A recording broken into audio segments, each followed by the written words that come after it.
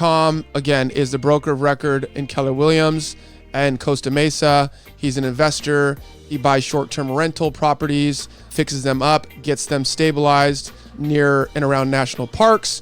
So he is putting capital of his own and his investors to work, building teams, et cetera, et cetera. So there is a list of stuff to get into. We're going to talk about the focus round right now. The focus round starts with F. That's how the English language works, Tom. Fun. News to me. What do you do for fun?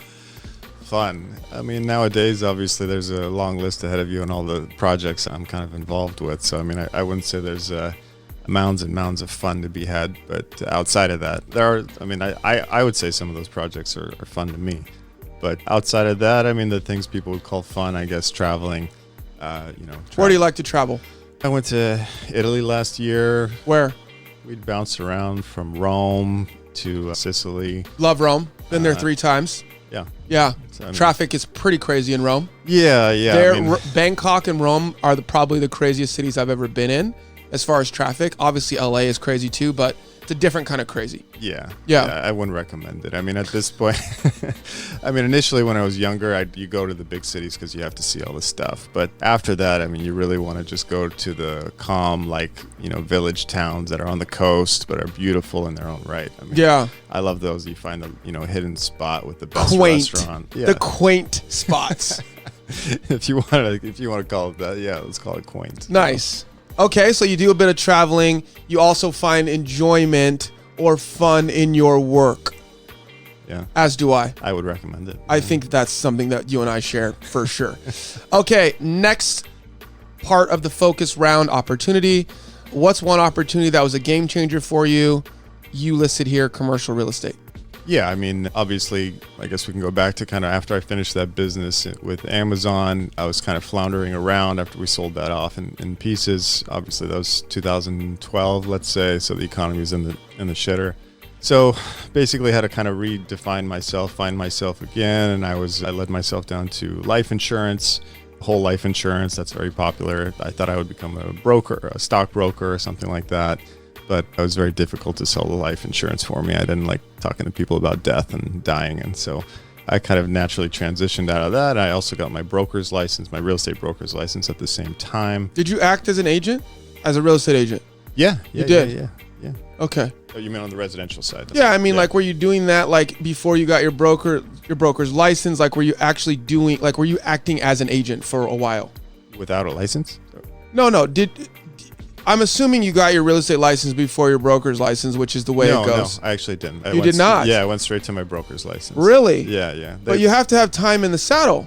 Back then, you did not. Oh, okay. Interesting. I'm really old. So back then, you could have, I think, 2 or 4 years in college, and they would count that towards the time that you needed to get. Got it. So skip the line hack that no longer exists, but back in the day, you could just go right around it, man. That's right. Okay, so getting to the opportunity that you had, Tom, that was sort of a game changer. Sorry. Yeah. So commercial real estate, I started off in residential. I helped some family and friends. I liked it, but it wasn't, really something exciting for me. So I kind of naturally, when I connected with some high net worth individuals and they needed assistance in commercial real estate, that's when I really found my path of focusing on properties and real estate, that you had to analyze the numbers and you really had to find opportunities through the numbers. And that's what I resonated with. Question, how do you separate yourself in a market like Orange County where there's obviously a lot of affluent people, right? Southern California in general has a lot of affluent people. I would say,